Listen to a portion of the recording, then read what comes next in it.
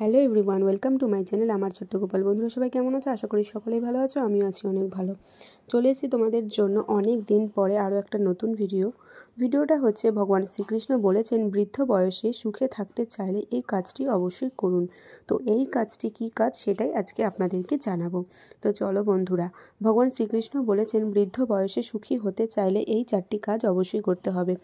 যারা এই 4টি কাজ করে তাদের বৃদ্ধ বয়সে আরামে ও সুখে দিন কাটে। এই 4টি কাজ করলে আপনি জীবনে সুখে থাকবেন, আর না করলে আপনার কিন্তু আফসোস থেকে যাবে। তো বন্ধুরা, বৃদ্ধ বয়সে সুখী থাকার জন্য 4টি কাজ আমাদের অবশ্যই করতে হবে। জানতে চাইলে এই ভিডিওটি শেষ পর্যন্ত আমাদের সাথে থাকুন। বন্ধুরা, এক সময় ভগবান শ্রীকৃষ্ণ দ্বারকায় বসেছিলেন। তখন দেবী রুক্মিণী এসে ভগবান শ্রীকৃষ্ণের কাছে এসে বসে বললেন, প্রভু, আজ আমার মনটা একটু অস্থির। আমার মনে একটি প্রশ্ন জেগেছে, দয়া করে আপনি আমার এই প্রশ্নের উত্তর দিয়ে আমার কৌতূহল মেটান। তখন ভগবান শ্রীকৃষ্ণ বলেন, তুমি কোনো চিন্তা করো না, তোমার প্রশ্ন জিজ্ঞেস করো, আমি অবশ্যই তোমার প্রশ্নের উত্তর তোমাকে দেব। তখন তিনি বললেন যে, প্রভু, আমি জানতে চাই প্রত্যেক মানুষের বৃদ্ধ বয়সে সুখী থাকতে কি করা উচিত। তখন ভগবান শ্রীকৃষ্ণ বলেন, দেবী, আজ এই প্রশ্ন করে তুমি সমগ্র মানবজাতির কল্যাণ করেছ। আজকে একটি প্রশ্নের মাধ্যমে তুমি অনেক কিছু অনেককে জানিয়ে দেবে। গল্পের মাধ্যমে তোমাকে বিস্তারিত বলবো যে বৃদ্ধ বয়সে সুখী থাকতে হলে কোন কাজগুলো অবশ্যই করা উচিত। গল্পটি খুব মনোযোগ সহকারে শুনুন, কারণ যে কোনো সমাপ্ত গল্প শোনা পাপ এবং পুরো গল্পটি শুনলে অনেক সুবিধা পাওয়া যায়। তাই গল্পটি অসম্পূর্ণ ছেড়ে দেওয়ার ভুল করবেন না। তখন দেবী রুক্মিণী বলেন, প্রভু, দয়া করে গল্পটি শুরু করুন। আমি আপনাকে আশ্বাস দিচ্ছি যে এই গল্পটি শুরু থেকে শেষ পর্যন্ত আমি শুনব। বন্ধুরা, গল্প শুরু করতে গিয়ে ভগবান শ্রীকৃষ্ণ বলেন, এক গ্রামে শিব নামে এক কৃষক বাস করতেন। শিব তার সন্তানদের জন্য তার জীবনে অনেক সংগ্রাম করতেন। তাদের শিক্ষা এবং ভরণ পোষণের জন্য তিনি দিন-রাত কঠোর পরিশ্রম করতেন। তাদের জীবন খুব সুখেই চলছিল। তার 2 ছেলে ধীরে ধীরে বড় হতে থাকে এবং তারপর সে তার 2 ছেলের বিয়ে দেন। শিবের এখন মনে হতো যে এখন তার সব দায়িত্ব শেষ এবং এখন আমাদের 2 সন্তানই বড় হয়েছে এবং পুত্রবধূ এসেছে। এখন আমার জীবন যেভাবেই হোক কেটে যাবে। দিন দুবেলা খাবার পাই, তাতেই আমি খুশি। কৃষক তার বড় ছেলেকে কৃষি কাজের দায়িত্ব দিয়েছিলেন, কারণ কৃষকের বড় ছেলে চাষের কাজে পারদর্শী হয়ে উঠেছিল, আর তার ছোট ছেলে আর একটু বেশি লেখাপড়া করেছে, তাই সে শহরে গিয়ে ব্যবসা শুরু করছে। তিনি গ্রাম থেকে কম দামে শস্য কিনে শহরে নিয়ে গিয়ে বেশি দামে বিক্রি করতেন। তিনি 1 থেকে 2 মাস শহরে থাকতেন এবং মাঝে মাঝে বাড়িতে আসতেন। তারপর 1 থেকে 2 দিন বাড়িতে থাকতেন এবং তারপর শহরে গিয়ে আবার তিনি ফিরে যেতেন। কৃষকের ছোট ছেলের ব্যবসা ভালোই চলছিল এবং সে অনেক রোজগার করছিল, তাই কৃষকের ছোট ছেলে এখন শহরে জমি কিনে বিলাসবহুল বাড়িতে সে নিজে বসবাস করছেন। তারপর একদিন সে গ্রামে এসে বাবাকে বলল, বাবা, এখন আমি শহরে একটি সুন্দর বাড়ি তৈরি করেছি এবং আমি চাই যে আমি আমার স্ত্রী এবং আপনাকে সেখানে নিয়ে যাব, যাতে আপনি কোনো সমস্যার সম্মুখীন না হন। তখন তার বাবা শিব বললেন, বাবা, তুমি তোমার স্ত্রীকে নিয়ে যাও, কিন্তু আমি আমার বড় ছেলের সাথে গ্রামে থাকব। তোমার যখনই ইচ্ছে হবে তুমি এসে আমার সাথে দেখা করতে পারো। তখন কৃষকের ছোট ছেলে বলল, ঠিক আছে বাবা, তোমার যা ইচ্ছা তুমি সেটাই করো। একথা বলে কৃষকের ছোট ছেলে তার স্ত্রীকে নিয়ে শহরে চলে গেল। প্রিয় বন্ধুরা, গল্পটি আরও বর্ণনা করতে গিয়ে ভগবান শ্রীকৃষ্ণ বলেন, হে দেবী, আসল কাহিনী এখান থেকেই শুরু হয়। কৃষকের ছোট ছেলে এখন স্থায়ীভাবে বসবাসের জন্য শহরে চলে গেছে, আর কৃষক এখন তার বড় ছেলের সাথে গ্রামে থাকতে শুরু করেছে। আস্তে আস্তে এভাবে তাদের সময় কাটতে লাগলো।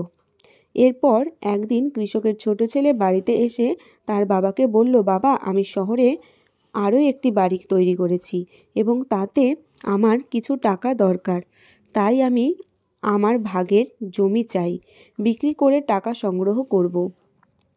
তাছাড়া আমি তো এখন এখানে আর থাকবো না, তাই জমি রেখে কি করব? ছোট ছেলের কথা শুনে কৃষক শিব খুব চিন্তিত হয়ে পড়লেন যে জমিতে সারা জীবন চাষবাদ করে ছেলে মেয়ের লালন পালন করেছি, সেগুলি বিক্রি করার কথা আমার ছেলের কিভাবে মাথায় এলো? সে কি করে বলছে? কৃষক কিছুক্ষণ চিন্তা করে বলল, ঠিক আছে, তুমি তোমার ভাগের জমি নিয়ে যাও। এরপর কৃষকের ছোট ছেলে তার সমস্ত জমি বিক্রি করে শহরে চলে গেল। অন্যদিকে বড় ছেলে বাবাকে বলতে শুরু করলো, বাবা, এখন আপনি তো কিছুই করতে পারেন না। আপনি ছোট ভাইকে অর্ধেক জমি দিয়ে দিলেন, কিন্তু আপনি আমার কাছেই থাকলেন। আপনি কি দেখতে পাচ্ছেন না আমি কৃষি কাজ করে আমার স্ত্রী সন্তানের খরচ সামলাতে পারছি না? তার উপর আপনার ওষুধের খরচ সামলাতে হচ্ছে। বড় ছেলের কথা শুনে কৃষকের খুব খারাপ লাগলো। সে বড়ই দুঃখ পেল। সে ভাবলো, ছোট ছেলের সাথে বাইরে থাকা ঠিক হবে না, কারণ আমি শহর পছন্দ করি না, আর বড় ছেলেকে দায়িত্ব কুড়ে কুড়ে খাচ্ছে, তাই আমি এখন তার কাছে বোঝা হয়ে যাচ্ছি।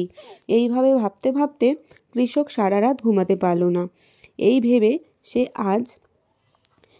আজ আমার ছেলেরা আমার সাথে বিশ্বাসঘাতকতা করছে। ছোট ছেলে তার সমস্ত ভাগের জমি বিক্রি করে চিরদিনের জন্য শহরে চলে গেল, আর বড় ছেলে দিন রাত আমাকে কথা শোনাচ্ছে।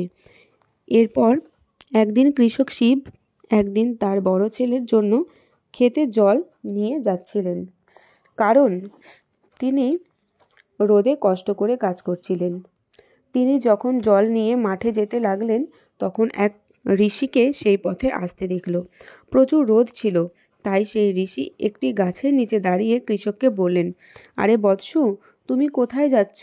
কি আছে তোমার কমণ্ডলে?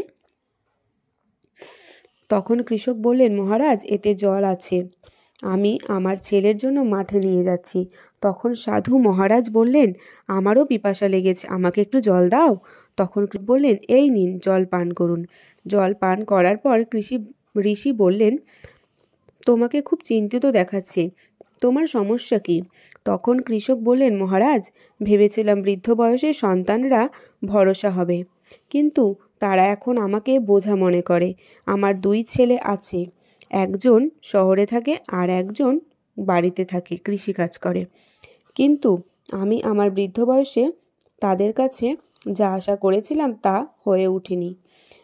এখন আমার কি করা উচিত? ঋষি মহারাজ বললেন, বৎস, যারা জীবনে এই 4টি কাজ করবে না, তাদের অবস্থা তোমার মতোই হবে। তখন সে বলল, কি 4টি কাজ? তখন সেই ঋষি বলল, 1 নাম্বার হচ্ছে, বৃদ্ধ বয়সের জন্য কিছু টাকা ও বিষয় সম্পত্তি নিজের কাছে রাখা উচিত। সমস্ত কিছু সন্তানদের দেওয়া উচিত নয়। বৃদ্ধ বয়সে দান, ধর্ম, সৎসঙ্গ, তীর্থযাত্রা ইত্যাদি কাজে অর্থ কাজে লাগে। নাম্বার 2-এ বলেছিল, বৃদ্ধ বয়সে সুখে থাকার জন্য শরীর, মন, মানসিক স্বাস্থ্য এবং সম্পর্কের যত্ন নেওয়া উচিত এবং স্বাস্থ্যকর খাদ্যাভ্যাস অনুসরণ করা উচিত। নাম্বার 3-এ বলেছে, পর্যাপ্ত ঘুম, ব্যায়াম করা, ভালো সম্পর্ক গড়ে তোলা এবং বিনোদনমূলক কার্যকলাপে জড়িত হলে বার্ধক্য সুখে কাটে। কিন্তু বার্ধক্য সুখে কাটানোর জন্য সবচেয়ে জরুরি জিনিস হলো টাকা ও বিষয় সম্পত্তি। যদি আপনার সন্তান সংস্কৃতিবান হয়, তবে সে তো অবশ্যই আপনার খেয়াল রাখবে, কিন্তু আপনার কাছে যদি অর্থ থাকে, তবে যে কেউই আপনার যত্ন নেবে। তাই যৌবন অবস্থায় বৃদ্ধ বয়সের জন্য সঞ্চয় করা অতি গুরুত্বপূর্ণ। তাই বন্ধুরা, মনে রাখবেন, যৌবনেই বৃদ্ধ বয়সের ব্যবস্থা করে রাখতে হবে, নইলে বৃদ্ধ বয়সে যা কিছু নুন রুটি পান তাই খেয়ে আনন্দে থাকুন এবং রাম রাম বলতেই চলে যান। তো বন্ধুরা, ভগবান শ্রীকৃষ্ণ এভাবেই গল্পটি বর্ণনা করেছেন। আপনার এই গল্পটি কেমন লাগলো কমেন্টে লিখে আমাদের জানাতে একদম ভুলবেন না। আপনি যদি এখনও এই চ্যানেলটি সাবস্ক্রাইব না করেন, তাহলে অবশ্যই আমার ছোট্ট গোপাল চ্যানেলটি সাবস্ক্রাইব করে দিয়ে যাবেন, আর কমেন্টে অবশ্যই জয় শ্রীকৃষ্ণ, রাধে রাধে লিখে যাবেন। দেখা হবে পরের ভিডিওতে। ততক্ষণ সবাই ভালো থাকবেন, সুস্থ থাকবেন। আশা করি ভিডিওটা আপনাদের ভালো লেগেছে। আসছি আগামীকাল নতুন ভিডিওতে। এখন সবাইকে টাটা।